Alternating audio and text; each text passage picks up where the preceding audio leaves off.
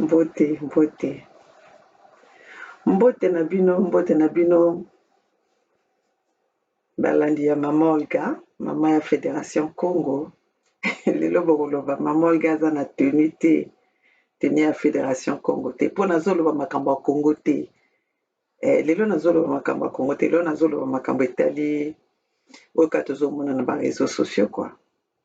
Lelo nazolobela makambo ya société, makambo ndenge tovandelaka na bandako, ndenge tozomona na kati ya ba réseaux sociaux hein, parce que lelo tozovivre kana makambo ya ba réseaux sociaux ti tozovivre nde nango.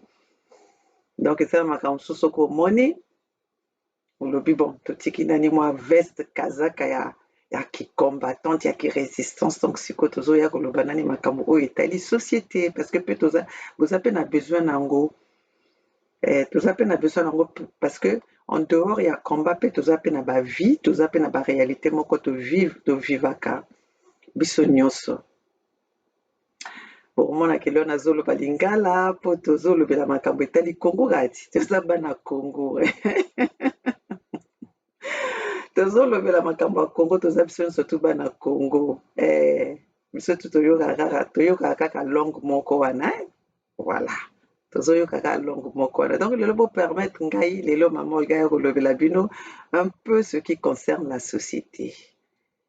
Wana mpe tokokoloba ngo ti toza mpe na baconseil ya kopesa mpo toza mpe na baexpérience, tovivre baexpérience, toza mpe na baexpérience toza mpe na baexpérience palpable oyo tokoki mpe koya kopesa baavis na biso na bavie normale oyo tomenaka na baexpérience nyonso to tozalaka nango na la vie.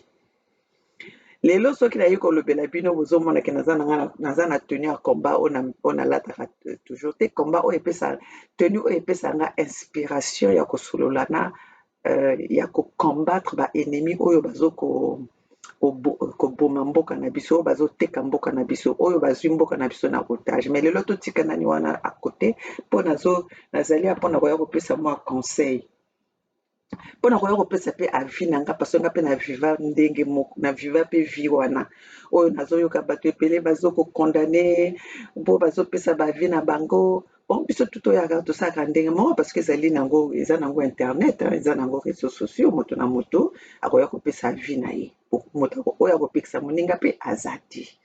Oyo akopekisa moninga mpe aza te parce que moto afutaka moto facture awa aza pe te, moto mpe afutaka moto oyo asombela moto téléphone ou bien ordinateur pour que tosalaka eza yango te. Sikoyo tokóma bato ya Android, tokóma conseil Android, réponse Android, question réponse Android.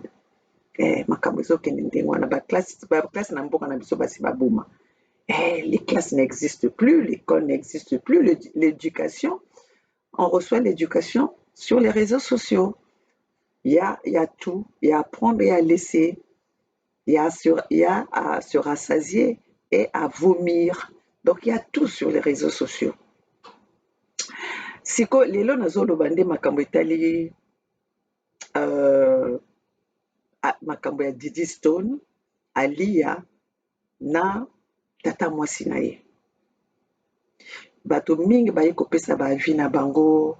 Ouais, Alia, Didi Stone, azali impoli, azana respecté, tata mwasi, azali boye, moto nyonso akoya kopesa avis na ye, nga na kopesa avis na nga na o nga moko na vivre. Donc, là où je suis, je peux mieux parler de Didi Stone et Alia. De Didi Stone parce que moi, je me vois les réactions de Didi Stone, c'est mes réactions quand j'étais jeune. J'ai vécu la même chose que Didi Stone. J'ai vécu la seule chose, c'est que la seule différence avec Didi Stone, c'est parce que son père est célèbre. Son père est célèbre, son père c'est un homme public. Mais sinon, elle a vécu la même chose que moi et j'ai eu la même réaction. Donc, ceux qui sont en train de pointer Didi Stone, ceux qui condamnent Didi Stone, ceux qui chargent la négativité sur Didi Stone, je me vois en Didi Stone. Donc, je vais vous donner la réponse. Maintenant, je suis maman, je vais vous donner la réponse. Et en même temps, je me vois dans la peau de Alia. Pourquoi? Parce que je suis dans un mariage depuis depuis presque 25 ans de mariage que je suis avec le même homme, le père de mes enfants, mon mari d'aujourd'hui. Donc, il n'y a pas quelqu'un qui connaît mon mari mieux que moi. Il n'y a pas quelqu'un qui connaît ce monsieur mieux que moi. Même ses enfants et même ses parents n'ont pas vécu avec cet homme-là plus que moi. C'est comme aujourd'hui, il n'y a pas quelqu'un qui me connaît plus que mon mari. Parce que c'est quelqu'un qui m'a connu très jeune. Et aujourd'hui, il y a pas quelqu'un, il n'y a même pas ma famille. Ma famille me connaît dans mes attitudes, dans mes agissements quand j'étais enfant. Mais la personne qui a vécu avec moi dans la même maison, il n'y a pas plus que mon mari et mes enfants aujourd'hui qui ont 22 ans. Parce que moi, j'ai quitté mes parents, j'avais moins que 22 ans. Donc, ces personnes-là me connaissent mieux. Je vais commencer avec les agissements de Didi Stone. Je vais prendre mon propre exemple à moi, comment j'ai vécu avec mon père dans la maison et comment j'ai agi. Et je vous lance ça parfois de temps en temps que moi, je ne parlais pas à mon père. Et je suis la personne que mon père n'a jamais frappée. Mon père a frappé mes autres sœurs, mais moi, mon père ne m'a jamais frappée. J'étais la plus têtue. La plus têtue, c'est pas je répondais pas, j'étais une têtue, une rébellion silencieuse. Mais le jour que j'avais répondu à mon père, c'était trop, c'est trop. Et c'est là que mon père n'a jamais supporté ma réponse. Et, et comme ça s'est passé devant un étranger à la maison, et cet étranger-là est parti avec, l'ami de mon père, est parti avec l'idée de l'enfant de ce monsieur de mon père impoli. Mhm. Et je vais vous dire une chose, les réactions de Didi Stone à défendre sa mère, c'est tout à fait normal. Moi, j'étais aussi une personne. Tu touches à ma mère, peu importe ozalaki engambe, ozala soki moto baloba que okwesaka bandako na koya. Nayebisaki bino une fois que nazalaki kosolola na sœur na nga te, aswanaka na mama na nga, et pourtant ezali mama na ye. Aswanaka na mama na ngai. Le fait que namoni mama na nga triste, nakotelaki mama na nga ti lelo nga na sœur na nga tozalaka na biso na bonne relation te.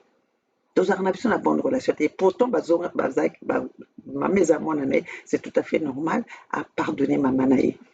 Et mama na biso a pardonné mwana na ye. Mais nga etikala nga image wana. Donc si bien que nazalaka mwana moke. Imagine toi, ma sœur a 18 ans. Moi, j'ai peut-être 10 ans, 10 ans, ça fait 11 ans. Mais je n'ai jamais pu supporter cette réaction, l'attitude que ma sœur avait eue envers ma mère. Et c'est ça kangate. Donc, nga na défendaka mama nanga. Na défendaka mama nanga na tango wana. Donc, et na tikala na image wana. Maintenant, si ko botala bin ata bino moko. Bozo ko accusé, bozo ko condamné Didi Stone en quoi? Didi Stone a vécu son enfance avec l'humiliation oyo bazali l'humiliation oyo papa na bango alakisi na mokili mobimba.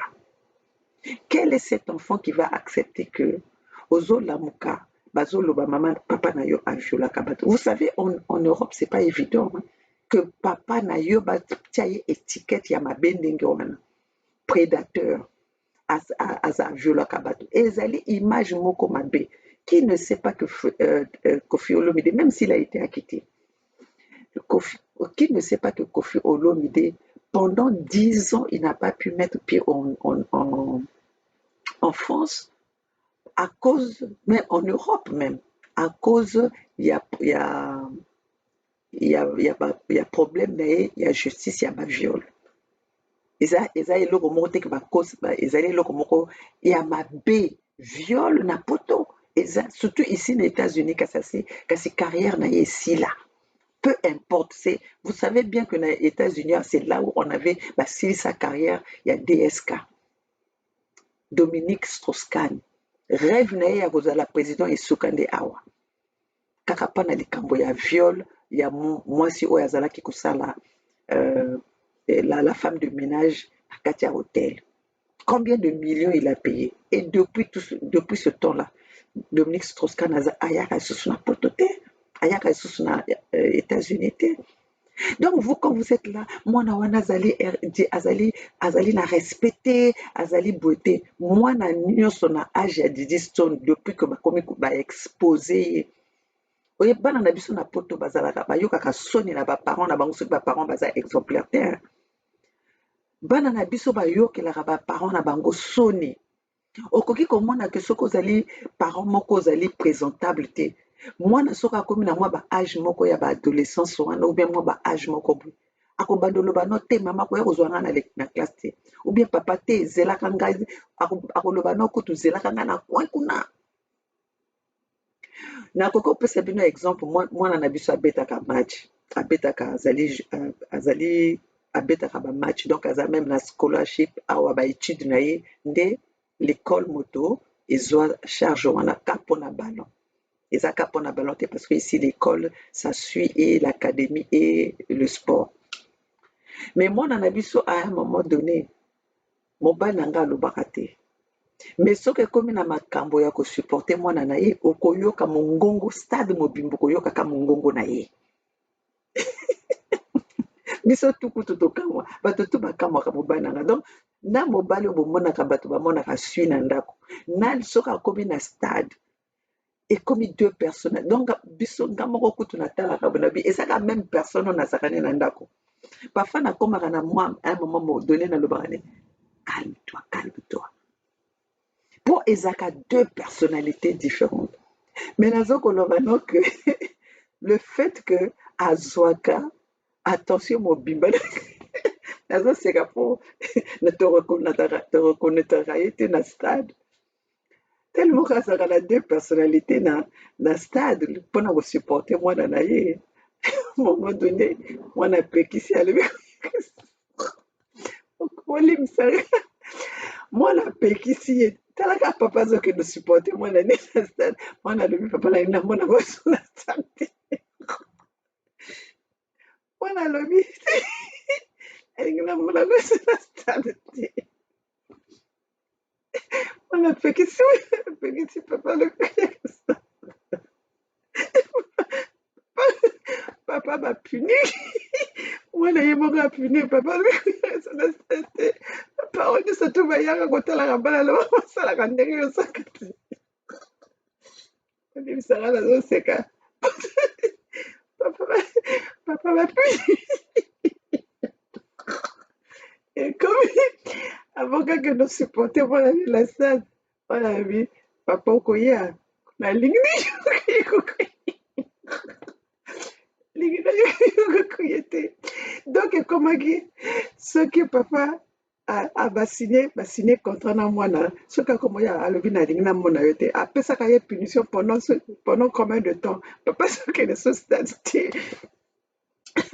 donc sikoyo boye lere sikoyo basigné contrat balobi kokoya na stade me nalingi nayoka yo crie te mokomona papa epa aza wana motemi sokokaka te soki alingi asalaka we mwana na stade atalika we papa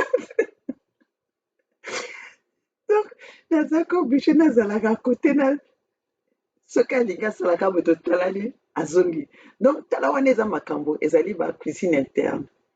Donc maintenant sikoyo tala baarbitre na baarbitre na bato nyonso tu parfois soki bamoni azoloba lisusu te me bazotalanaka nini ekomika na tata oyo mais ezali baconsigne déjà sa azwi depuis na ndako ke alingi abouge toza wana tosimbi alingi abouge donc mwana mpe na stade soki ayoki ka mongongo moke boye ya tata na ye ataleli tata.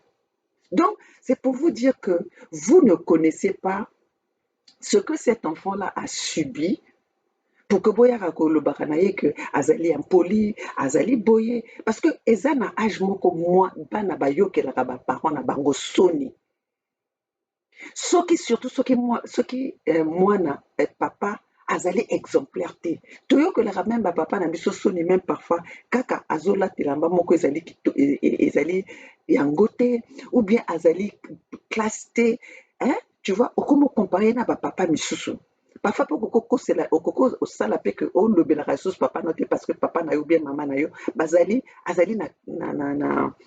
azali na image moko te ke opresente ye papa na yo biso nyonso tolekana wana surtout bana po tosala il faut faire très attention donc là bozo koloba ke Didi Stone azali impoli mais papa moto azali plus impoli que papa na ye aza te papa na ye ahumilie famille wana Koffi Olomide a humilié sa famille qui c'est qui va accepter que ozali adolescente papa na yo azali accusé na viol papa na yo azali prédateur sexuel ya bana mike qui va accepter ça c'est une honte malgré ça bana Didi Stone abima jamais pour que a humilié papa na ye Ali abima jamais pour que aloba ou bien apesa avis na ye venons donner ces enfants là donner cette famille là un peu de crédibilité ne soyez pas fanatique boyaka kobwakela mabanga na Aliya na mwana na ye ils ont souffert quand je parle ils avec les enfants là les garçons là qu'on ne voit pas cette famille là a souffert parce que Koffi Olomide, c'est une honte. C'est une ordure. C'est. Comment on appelle ça? Poubelle moko ya sola biloko epola. Pas facile. Bino bozo monaka Koffi Olomide. Même moi, je ne peux pas accepter Nazala Ndekwa Koffi Olomide. Impossible. Et sa sœur na ye wana oyo azokobundisa bana oyo azobundisa bana parce que ozobundisa Aliya te ozobundisa bana oza motema mabe olingi Koffi te tu ne peux pas aimer Koffi et ne pas aimer les enfants de Koffi parce que tu sais bien l'amour que Koffi aza nango na bana na ye donc depuis tout ce temps là ozalaka jalouse ya Didi Stone.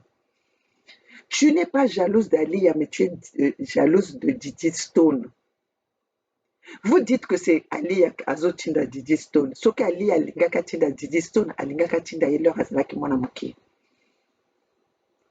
Si Aliya n'a pas envoyé Didi Stone ayaka ko répliquer na moment oyo humiliation ezaki makasi. Pourquoi lelo akosalango? Aujourd'hui, Didi Stone azoko sala par rapport à ce qu'elle est en train de voir. Parce que nga ndenge nalobi que na lati elamba ya combattre pour que na lobela makambo Aliya parce que j'ai vécu la même chose. Je vais vous dire na kamata bino exemple. Nga nazaki na mobali nanga aza na moninga te moninga neza nga moninga neza baninga nanga moninga neza famille nanga bato nyonso o epai nga na bujaka nde epai mobali nanga bujaka mobali nanga bayokaka ye na bascandale na libanda te lelo soki nga moko nalobi yo likambo te bokoyeba eloko moko ya mobali na nga te ni ya ngai vie privé na nga nalobaka bote mais oyo nazozwa yango exemple pour que napesa bino bo bozoya kobwakela Aliya na Didi Stone mabanga tata mwasi oza tata mwasi mabe tu as été jalouse et tu seras toujours jalouse de Didi Stone et je dis à Didi Stone d'être très loin de cette femme-là de ta tante. Soki bozolobaka Aliya alingaka famille wana te c'est tout à fait normal. Qui c'est qui va accepter d'être ami avec une telle famille? Bomoni bana na bino te lelo bokomi sikoko ndima makangu oyo mwana na bino Didi Stone akoli na ye croyant que c'était la travailleuse na bango mwana mosala na bango boyi na bango oyo azokende osalela bango mbongo lelo bino sikoyo bobimisi ye olio bozala na sale vous faire une honte bolingaki bozala na soni kutu ya kobimisa ye na miso ya bato bolobaki nde ye oyo boye parce que awuti dans le néant te awuti kozala mwana mosala ya Didi Stone na Aliya. Donc exemple nazokamata wana ezali exemple nini mobali na nga abimaka te azalaka na motu te, azalaka na moninga te, moninga ne ezanga. Mobali na nga azali ingénieur na informatique. Lelo epai tozali awa ye moto akontrolaka basystème nyonso ya informatique ya balhôpital ya minene ya États-Unis awa. Donc bokomona o compagnie ya mama Olga, bomoni aussi ya compagnie na nga. Naza dans le domaine médical yango oyo. Donc bomonaka moto domaine médical compagnie elali awa oyo eza signe ya compagnie na nga. Sika sikoyo nazoloba na bino soki nasisi nazokende San Diego okende otala ka moko boye comme ça par rapport à ça je vais faire ma prestation de service, quel genre d'employé je veux envoyer, quel genre d'employé oyo eko adapté na ka oyo nazokende omona kuna. Donc kala mingi te nazokende kende na San Diego ezwaka nga 2 heures du temps mpona kokoma kuna, mais ezali mosala moko nga na kokende kuna te, na ozokende otala ka poke na employé moto moko sur place oyo akosalela nani wana. Donc voilà mobali na nga azalaka na moninga te, même soki même baninga ya c'est une personne très très gentille, soki omoni ye moto tu kuta alobaka na nga me ndenge nini couple oyo ezalaka, mais il faut couple ya boye. Donc sikoyo boye nakomaki mpe wapi nakamati awa ba exemple eza eto ebele. Voilà nalingaki naloba couple na nga na mobali na nga sikoyo naza na moninga na nga moko boye tozalaka na classe panda bomwana, azalaka ye mpe azalaka na libala na bango kutu esi ekufa. Mobali na azalaki coureur de jupon, azwi leki na ye ake kovanda na ye, me na leki na ye kose confie na nga lobi ke azalaka lere azalaka epai ya yaya na ye, mobali ya yaya na ye asalaka elako. Nga lokwa nayebi ke mobali na nga azalaka sui, mobali na nga azalaka motu moko azalaka ne problème te, nayebi mpona kosauve libala moninga na nga ota ndenge nazalaka motema malamu mpona kosauve libala moninga na nga nakamati leki wana ya kovanda epai na nga. Leki wana kutu bato ya famille moto bayebaki ezalaki leki na nga te, mpo nga naza na leki ya mwasi te. Enfin nazalaki na lor wana nazalaki na leki ya mwasi te parce que tata na nga aboti bana na retraite. Donc jusque-là, je ne les connais pas parce que je suis aux États-Unis ici. Avec la lutte que je mène, je ne veux pas exposer mes sœurs, donc je ne les connais pas. Mais, binga na tinda bango biloko, tout ça là, quand tu vois, mais je ne les connais pas vraiment physiquement. Alors, mobali na nga nazwi nalobi tika nakamata leki wana nazwa ye leki ya moninga na nga nazwa ye avanda na nga comme ça na sauve libala ya moninga na nga, leki wana ye kovanda epai na nga. Tu peux même pas savoir que c'est pas ma sœur. Epai nyonso nakokende soki na voyagé nake bisika, toujours elle avait toute une valise entière mpe nakoya biloko ya ye kaka. Argent de poche, nazo voyager mpe nakoloba na mobali na ngai il faut pesa ye argent de poche, nga moko mpe otike argent de poche. Mboto tu oyo aza na famille na ngai ayebi ndenge nini na traité ke mwana wana, même baleki na ngai parce que nga nazalaki na baleki mibale ya mibali oyo bazoya epai na nga oyo naloba kutu bafamille ya bamboshi balingaki baboma ye kaka mpona nkombo na ye, bakombo na biso wana, bakombo na biso ya bakongo. Alors baleki bato tu bayebaki, oyebi toujours na kati ya quartier balobaka toujours le cocu est le dernier à savoir ce qui se passe. Ça c'est côté oyo mobali na nga trompanga na ye wana bile nazokende ba voyage oyebi nga na nasala business, donc na voyageaka mingi na voyage ke mingi na bamoment oyo même bainformatique ezali te ke bovandi koyeba non. Donc il fallait nakende sur place, soki nakokende na Nigeria, soki nakokende na Benin, soki nakokende na Togo, soki nakokende Angola, donc voyage kaka Londres, États-Unis. Donc tout, moi avant même nakoya kovanda na États-Unis na ya liboso awa magasin na nga, donc ezalaki koluka nga nazalaki na magasin na Congo oyo bato wana bapanza nyonso.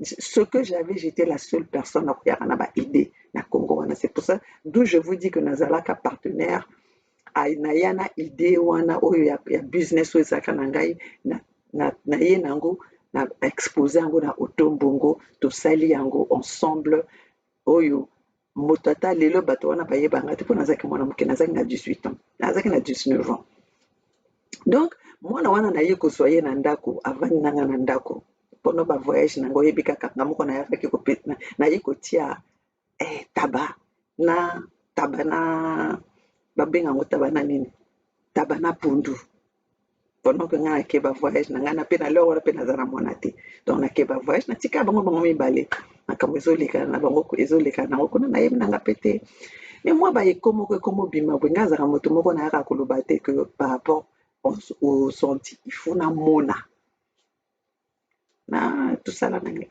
bato bazomonaka lokola le fait que ngai nalingaka mwana wana na ndenge nazogate ye et puis ndenge mpe mobali na ngai mpe alingaka ne mpe bato donc peut-être que les gens font des allusions et tout ça là jusqu'à ce que cette fille là a eu un comportement ebika soki mwana bokomi kolia eloko moko respect ezali susu te alors que mwana wana azalaki soki nazoloba na ye azali sui tout ça là akomi osala mwa rébellion moko ya koloba te mais rébellion moko na koloba ne okoki kotianga mwa nzungu na moto boye omoni akeni na chambre akangami na chambre oyo kaka mwana onga nakolisi awa azoko donc baréaction moko ekomi ya ndenge moko ke akoloba eloko te nokomonaka baboudage na baboudage nga mpe na kindenge na ngai ya kimokolo nabi nga na ye tokoki kosala te ke nakomisa ye ke tokoma bambanda donc tout ce que j'ai fait nasali que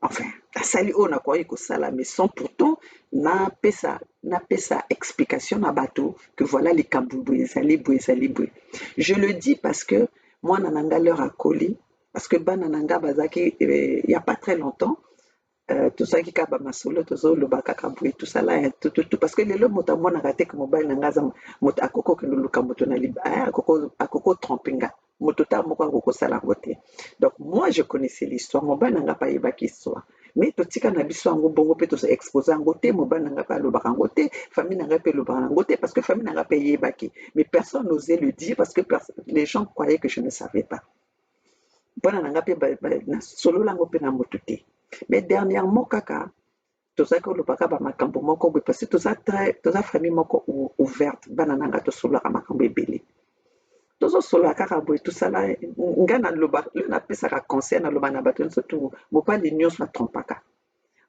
tosala nalobi donc bato bakamataka toujours exemple mobano mobali no tosala lobi eza na mobali te akoki kotrompe te soki occasion esalami akosala na ye mais jamais que je napointa mobali na ngai kasala yango poko wana tozoloba kaka boye nayebi te lisolo yango ye soki ndenge nini mwana alobi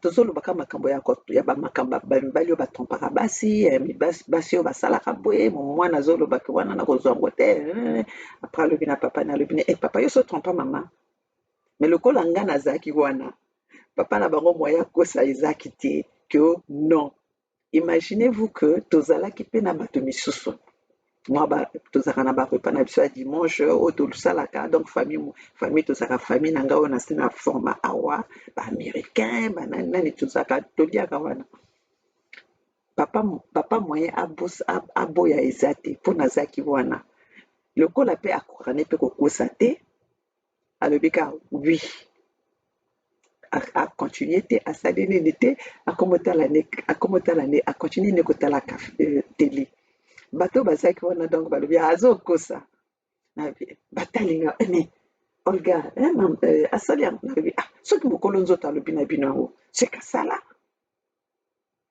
donc nalingi naloba nini mpo naloba ke bino bozokoloba bozokoatake ke aliya soki aliya alobi kafungola monoko na ye il y aura plus personne qui va être du côté de Koffi Olomide oyo nazoloba na bino parce que esalami na miso ya mwana na nga moto ake koluka likambo wana epa papa na ye nga mpe sikoyo batuni nga pourtant nayebi yango mais nalobi te na confirme te oui ou non nalobi soki mokolo nzoto alobi na bino seke asala yango naloba na bino heureusement que moi dans ma vie je dis toujours que mobali nyonso atrompaka mobali nyonso soki occasion emonani akosala yango donc na lobi pe na mwana nanga se préparer que le fait que ce que tu ne vois pas ne va pas chercher. Mais si ça vient, c'est à toi de prendre la décision. Donc soki ali afongoli monoko na ye, bino nyonso bozobeta ali ya monoko, bozobamba ali ya mabanga, bokokamwa. Ne poussez pas ali d'aller kotimona oyo ezali ya kokundama. Koffi Olomide, sois intelligent. Il n'y a pas quelqu'un qui te connaît plus que Alia. Il n'y a pas quelqu'un qui te connaît, ça ce n'est que le conseil que je suis venu te dire. Il n'y a pas quelqu'un qui te connaît mieux que Alia. Fais très attention. Parce que ce qu'Alia bimisi ba aïe ko fongola monoko na ye. Comme moi aujourd'hui je vous dis, si je sors ma bouche, ce qui na bimisi maloba, ba secret otoza na mona kati ya ndako. Eza na moto akoki koloba na mama na ye moko ya mobali na nga kokamwa. Il y a des réactions que même mon mari a que personne d'autre ne connaît. Il n'y a que moi qui connais. Te pas toza na mobali na nga donc na yebi lelo soki e pas tozali na bato totalani kaka bato yebi likambo wana osali yango te. Mobali na nga bo excuse nga akoko sala mokinza ya silencieux. Et pas tozali na koyeba kezaye. Na koyeba kezaye. Comme il n'est pas koyeba ke mama na moni ke pa wana le tokozonga tokomo sekelango mama na yebi ke sika wana yo muto salaki yango silencieux po toyebane. Donc botika ko pousser Alia Koffi Olomide ezala mayele. Parce que si aujourd'hui même avec là où on t'avait acquitté, soki Alia ke ko bimisa kaka ba preuve oyo aza nango okufiti. Donc, c'est toi qui devais même protéger ta famille. Parce que si aujourd'hui ta sœur se permet d'aller parler à ta fille, c'est un manque d'amour envers toi. Parce que ta sœur ne peut pas te mettre contre ta fille. Et elle connaît la façon dont tu aimes ton enfant, tu aimes tes enfants. Et elle connaît comment est-ce que tu as été dans ce mariage. Mais comment elle peut t'exploser comme ça? T'exposer. Ta sœur est en train de te bombarder sans pourtant savoir. Elle t'emmène à la mort. Cindy, oyebi Koffi koleka Alia te, boma moto. Parce que soki Alia na Didi Stone bafungoli minoko na bango, okozanga Koffi Olomide. Et ça conseil gratuit. Maintenant sikoyo nazozongela kote ya Didi Stone. Didi Stone réaction azozwa wana ezali ndenge réaction nga nazwa na papa nanga. Papa nanga azalaki na autorité moko ya kosakana te. Aucun de mes siblings répondaka papa nanga. Mama nanga, parce que papa nanga azaka na mariage à Libuto. On est une famille recomposée. Composé ou recomposé, tout ça famille wana. Mama nanga za mwasi ya mibale. Papa nanga abala mwasi ya liboso ya mariage oyo ezalaka ke bazoko voyager ke na ye papa nanga azaki na époque oyo fonctionnaire bazoko tinda bango na poto kokene na poto kokene sala formation zozonga.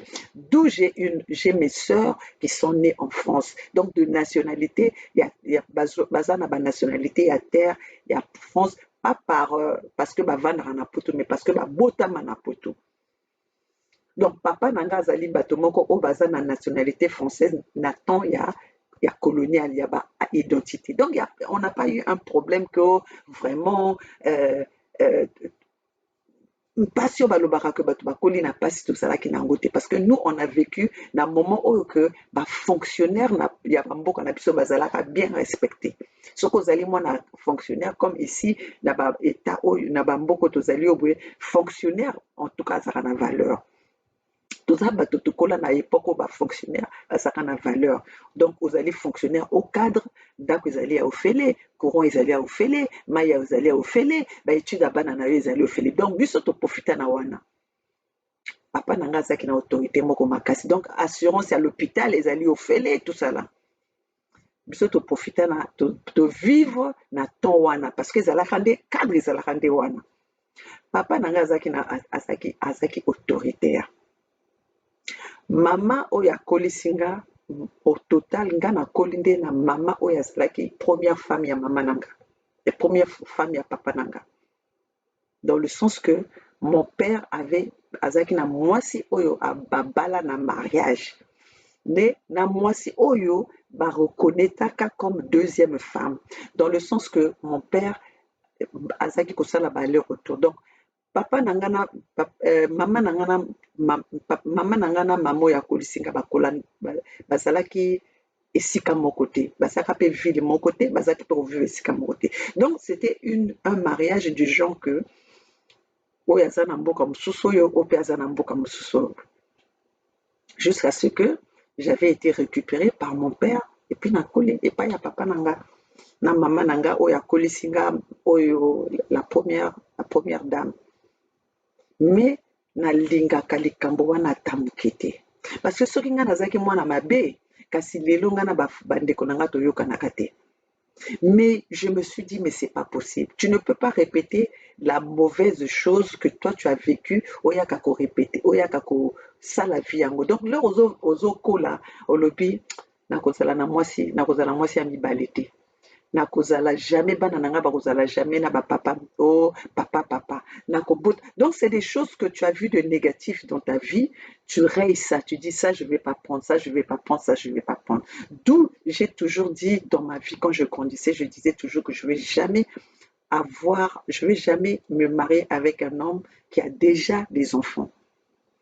Je veux me marier avec un homme qui n'a pas d'enfants, comme ça nous allons jouir de nos enfants. On va avoir la même tokozala biso surtout content ndenge moko parce que za mwana na biso ya liboso.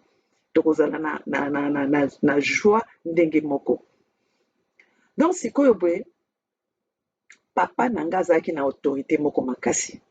Tonakoli na ndako tozalaki na biso problème eza te parce que mama na biso azalaki femme formidable.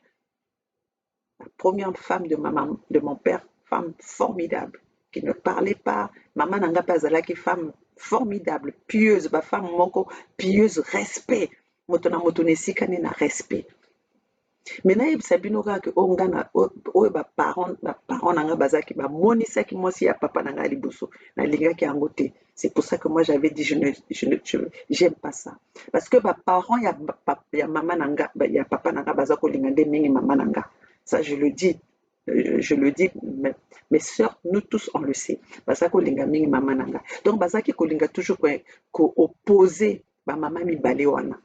Mon biso bana mike, le nazaki mwana muke, moi, on a voulu m'utiliser. À part ba parents, il y a papa nanga, ba sœur, papa nanga, tout ça là. J'ai dit non, je n'aimais pas ça. Jusqu'à ce que kolon na koli na telemeli likambo wana na boyi yango peza na motema moko na lobi vous pouvez pas m'opposer avec mes sœurs, vous pouvez pas opposer mes deux mamans. Mosusu wana ya liboso asala différence te na ndenge nga nazalaki. Donc tu vois, tu ne peux pas accepter que ce ko basali yote osalela ngo moninga. J'ai refusé que ma belle sœur ya mama nanga ba utiliser maman nanga pour que ba moni sa première femme nanga, la première femme passée. Donc papa nanga zokola azali autoritaire, tout ça autoritaire ndenge wana. Maman nanga ikokola maman ya akolisinga akolisi bana na ye le bana bakoli apimine na libala apoine libala be akosonga susu libala te ko fana na ye nanga. Donc nga sikoyo boye na sœur nanga totikali na sœur nanga ya zo préparer bac nga nazo préparer BMG. Sœur nanga a loupé azaki mayele, aujourd'hui azali docteur mayele bala liboso a loupé classe, a loupé examen. Pourquoi? Parce que tension edekaki moto plus antibal na biso ezalaki maman azali lisusu te, donc babala papa nyonso epa na biso et déranger biso mitu nga na lia na nga wana parce que bamisusu bakendaki, mais nga na ya na nga wana etourmonte biso bamitu yaya a loupé examen nga mpe na loupé examen. Mama amoni ndenge wana alobi nazongi libala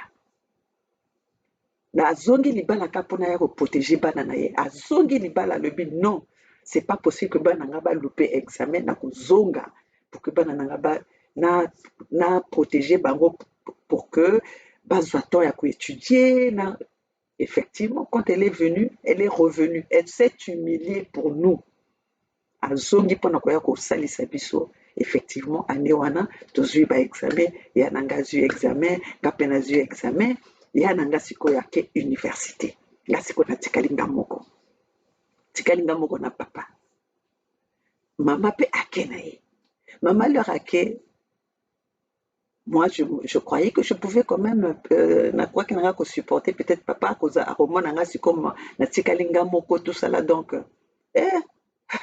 tika papa akomisi donc oyo ezalaki kosalama epa mama akomi siko na ngai donc sikoyo nakomaki mwana moko nakomaki kovanda na ngai na kati ya chambre j'évité papa comme papa venu tosalaki sikoyo toza komonana te ye soki comme papa mpe azalaka ne mingi na bamission avoyageaka tututu donc esalaka bongo ayebaka nde te soki naza na kati ya ndako soki naza na kati ya ndako te qu'est-ce que j'ai fait qu'est-ce que j'ai pas fait il ne savait pas il ne suivait rien du tout et jusqu'à un jour il est venu et nga nakendeki kosokola nazalaki kosokola pour que nakende classe nazosokola pour mpo nakende classe en sortant de la douche papa et son ami étaient au salon bavandi na salon wana nga moye nazonga lisusu koye nabombama ezalaki te nabimi kaka parce que kokende na chambre na biso ezalaki ke na chambre na ngai ifali oleka na salon naleki na salon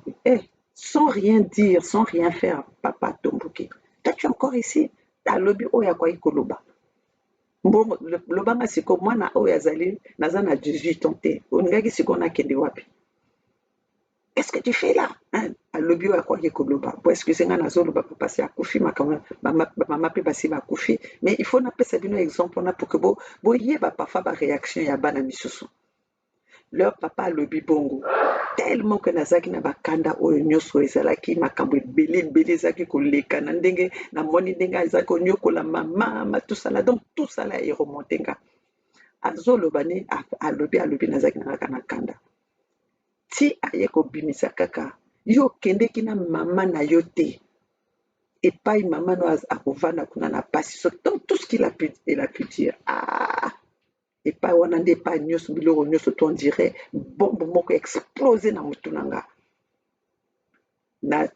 na telemi sikoyo na affronter papa na nga nalobi papa na miso moninga na ye la première fois na répondre papa na nga nalobi papa okofinga ngai moto nazolia bilia na yo na kati ya ndako oyo nga moto nazokoutilize courant na yo na ndako nga moto donc na cité biloko nyonso mais kofinga mama na nga te tala vengeance nasaleli mpona mama na nga nalobi kofinga mama na nga te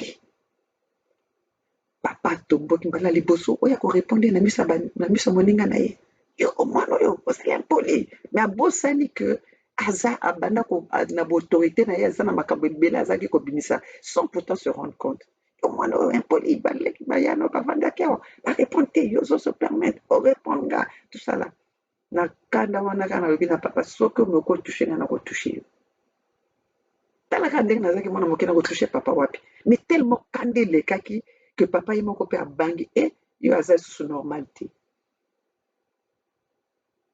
nyonso te wana kaka po alobaki nkombo ya mama et pourtant mama ye moko azalaki na ndako azalaki kosupporte makambo wana mais nga kaka le fait que mama aza te nazomona na donc na venger mama na nga sans pourtant que mama na nga azala wana nabika soko kofinga nga me kofinga mama na nga te et leur azolinga okomisaka ye azala nayebi papa soki omi kosala oyo kosala sikoyo boye okoezala étonné na réaction na nga mbala liboso nasali bongo nakoti na chambre na claque chambre le na claque chambre papa afungoli chambre nalobi na nga sikoyo oloko ezala sikoyo papa azokogangela nga mosusu nakobokogangela papa nakomi kogangela papa oyebi na mboka biso na baréaction na biso ya bana na biso olobaka boye mais ya mbala wana nakomotala papa na miso puis papa kanga chambre wana. Papa kanga chambre. Parce que mokolo wana na signé que ceux qui na kokufa na kufi, ceux qui na ko vivre na vivre. Et banda wana ennemi yanga na papa ekotaki. Ennemi yanga na papa ekotaki. Tina koli, tina bali. Pourquoi? Parce que papa, maman finga ki papa nanga. Ezaka pona finga ki papa nanga te, mais il y avait déjà beaucoup. Ndenge balobaka vase débordé ke. Na ningi na pesa bino exemple mpona bino moto bozo koloba. Didi azali na respecté. Vous ne savez pas ce que cet enfant-là a enduré pendant humiliation nyonso oyo papa na bango abeta basi mabe, abeta basi coup de. Bon, on a raté que Kofi aza na respect na basi te. Kofi n'a pas de respect pour personne, jusqu'à même pas avoir le respect pour ses propres enfants. Parce que Kofi a ko respecté banana été. Comment aujourd'hui il y a na soni ya ko présenter moi si na asala guerre na ali na Didi Stone na Cindy à cause de Cindy. Ça, cette guerre-là n'allait pas exister. Parce qu'il avait présenté cette femme-là en tant que travailleuse. Boy. Et lelo siko bozo ko sala maintenant siko guerre na ya billet ya mama na ye. Billet ya mama na ye bokomi siko ko sala lango guerre na mwana musala. Mwana musala comme olia sani moko na patron. Nata vous-même. Bino bozaka na ba sentiment ya ndenge nini. Bozaka na ba sentiment ya ndenge nini. Maintenant siko tala siko moninga papa na nga na bima na ndako wana na idée que mwana wana azali mpuli. Imaginez siko tata wana, est-ce que ezana mokolo même akoki ko mona nga na nzela pesa mbote. Alobaka mwana wana azali mpuli. Mais ayebite obiso to ndure na kati ndako wana na autoritaire ya papa. Ayebite nini mama a endura. Mama tikalaka jamais ko répondre papa na biso. Mama azalaki soki papa zoloba azakabwe. Okomona pa mama komisaka biso bana na ye ba camarade na ye. Asakane na ba camarade te. Ti na yi kokola na zui ba moyen. Donc j'ai grandi dans le fait que il faut que donc ngape nazo mona que réussite ya Didi Stone wana ezalaki azako lingo prouver na papa na ye que na kozala moto pour que na bimisa mama na nga na kati ya souffrance wana. Nga na sala yango. Na kola dans le sens que il faut que na koma moto. Il faut que na koma moto. Donc moi pa mayele ya commerce nazaki nango auprès ya ba maman, auprès ya ba koko na saleli yango na bimi na ndenge moko ya makasi moko dans le sens que commerce business ya kosakana te. 18 ans nazo kosala ba business na ba mikolo lo bazo ya kotala boye bakoyeba te ke ngamuto nazali actionnaire na bango. Talaka nazalaki actionnaire a Otombongo. Nazalaki kopesa ba prestation de service, nazo ko fournir ba agent ya travail ya ba disman ya tout ça là. C'est pour ça que je dis bato politique ya Congo ba yebinga parce que mobile nanga format bango nga moko pe na employé bango na compagnie nanga. Otombongo azalaki motomus, azalaki actionnaire na ngai. Na vandi na ba hôtel Marina. Bato bakoya abwe bamoni na vandi na nga abwe bazoyeba te ke nga nazali na baso mona ga o mwana ya nani. Nazali tellement jeune. Nazo kendo ba mindele na poto ba ya kosala prestation de service na elf. Nazo loba makambo kosa te na ezali nazo loba ngo na réseaux sociaux. Ba famille na ngape ba kotala ngo ba koloba ezali lo lokuta te. Fongola ba compagnie o mulelo moto. Donc c'est pour ça que je connais les Edith o bakufa na yebi via Willing Gesso. Willing Gesso wana. Une fois le bazaki batuté. Batefa ba mbongo na l'aéroport nazolo bana bino Willing Gesso. Azaka na l'aéroport azanga ka mbongo ya ba excédent de ya ba excédent de ya ba poids. 4500 na tango wana ezaki 4500 francs français. Et wuta na poche. Na oloba te na suka ka wana. Okoyeba ngobili la uchi okoyeba kenda zonga sima. donc nayebi vi na bino, nayebi vi na bino. Mpo nga nazalaki na salle d'attente. Moto nazalaki kovoyage na ye, aye omona nga alobi na nga, tiens, parce que nga nasi namataki namonaki wili te, bango bayaki après nga bakomi kuna excédent de voyage ezali. Pendant ce temps moto oyo azalaki na nga wana azalaki nani kosenregistre, nalobi momeli boye ndenge nini, alobi te, aye komona nga alobi te, est-ce que okoki kopesa nga temps parce que bato wana boye tosala soki tokomi na Congo bakozongisela yo tosala. Nayebi ke moto na nga wana tozalaka na baéchange ya mbongo tututu, apesi ye mbongo wana apesi bango. Donc nayebi bango bien, eza bato bango bakokoya kosala ponoko epa na nga te. Nga nazalaka na business nasaka na nga te, talaka na mboka oyo bato baya liboso na nga, me navandisa masolo, okomprene na nga. Donc sikoyo boye papa na biso tokota ennemi ya lelo ti lelo. Donc au conseil nazolinga opesa na bino, bo inciter Aliya aya kosanza makambo ekoporte malheur na Cindy na Kofi te. Bo inciter Aliya te, bo inciter Didi Stone te. Il n'y a pas quelqu'un qui connaît Didi Stone, même pas Tata Mwasi wana. Il n'y a pas quelqu'un qui connaît Kofi mieux que Didi Stone na Aliya. Donc ma réaction à Didi Stone eza ma réaction oya vivre vase et déborder. Au lieu que papa aboma moto, papa azoko pelisa moto parce que aza papa moko zoba. Nga na la fin ce que j'ai fait, j'ai emmené na mema ba mama na nga mibale wana bisika nyonso na kendeki. Vandisa bango masolo na poto, vandisa bango besoin, j'étais là. Mes mamans ont été toujours fiers de moi. Papa na buzoba, parce que pona koloba na bino mibali ndenge bazaka bazoba. Papa na buzoba na jalousie leur ayi komona mwana komi boye na komi kokumisa mama oyo asala ba sacrifice pona biso. Pona ko blesser même pas maman na nga wana.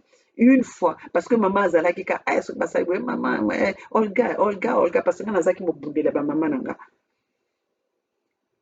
Papa pona komonisa mama na nga wana pasi, alobi moko mosusu alobi na mama, mwana yo okoma kototola tolo, Olga aza mwana na yo, tala kaka moto akolisi ye mwana, abimisi ye parole wana. Heureusement que mama na nga wana ayebi ndenge nalingaka ye.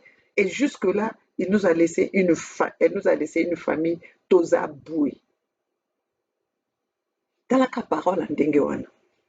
Yo que l'obimisango na mwana mama oya moni oya kolisi yo mwana pour que azala na makasi ya kozala oya azali bwe abimisango na mama na nga. Maintenant soki mama na nga wana azaki zoba siliki. Heureusement que mama na nga wana akipekete po ayebi bolingo naza nango na ye. Ayebi bolingo naza nango na ye po na bundela ye. Mibali baza bongo. Donc na nina lo babato bazoko poakela Didi Stone azana respecté. Le respect est réciproque. Ndenge olingi ba respecter yo pe respecter moninga ndenge wana. Soko respecter mutu te yo yepe akozongisela yo oyo olingi a respect asalela yo. Donc par rapport na onazol na lobi na bino, le fait que l'en a claqué que papa nanga porte, ngale nazalaka bwe. Na ndako nanga na loba na mobali nanga na bana nanga, motako claquer nga porte azate. Parce que na yebi que ko claquer porte ça elingi loba ko komi na point moko ya non retour. Donc l'autre ozaka na problème toko bon okomona nga nazaka na vio na bomona nga na kati la na yaka ko présenter ke makambo ya politique ya kobundela mboka eza kada na ndenge mboka ezokende. Mais na vie normale bokomona ke nazali na différent ezali différent. Donc likambo ko claquer porte wana na boya po na yebaka ke ndenge nga na réagir ke ndenge na claquer porte wana na ko claquer même porte et que papa na nga kingo na porte po na komaki na limite moko ya kosakana te. Bo pousser Didi Stone aya koloba makambo oyo ebombama te. Soki bolingi Kofi bo sukisa bitumba oyo awa bo calme ye. tata mwasi calme yo oleki koyeba ndeko no koleka Eliane te. Oleki koyeba Kofi koleka Eliane te. Eliane ayebi motaka ya Kofi, ayebi nzoto ya Kofi, ayebi kosekela ya Kofi soki azali content ou pas, ainsi que mwana na ye. Bopousse Eliane na kokende ti na fonte a expose bino. Oza tata mwasi mabe.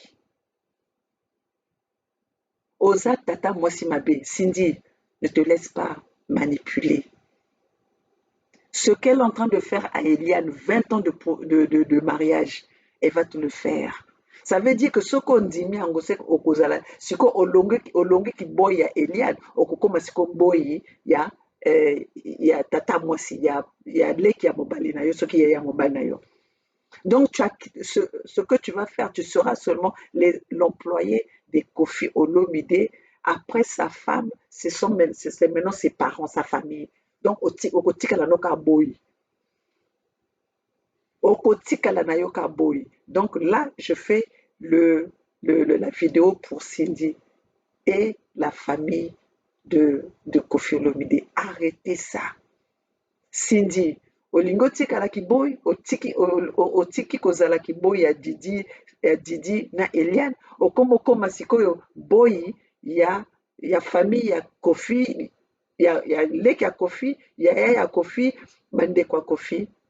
Donc c'est toi qui veux.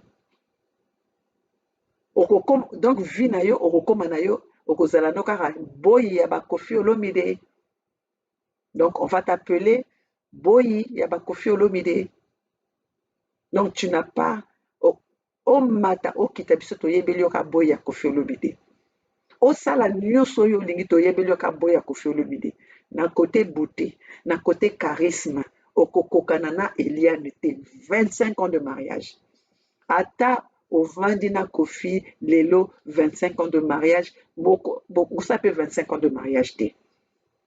Pour pas Kofi azali wana pa revenir sur 25 ans te. Soka a vécu 25 ans à cause de l'épave. Donc, comme 25 ans de mariage, il y a Makasi, il y a Kofiti. Donc, okokoki saba année oyo Eliane akokisi na mariage wanate. Donc, ma sœur, reste calme, calme-toi et calme ton mari, calme ton patron. Oui, parce que nous, on va parler seulement de ça. Calme ton patron. Parce que là, okomo salele sikoyo bwe, okomo salele sikoyo bwe, ki boy, donc osali musala ya micro ya likolo, après osali susu musala ya micro ya se.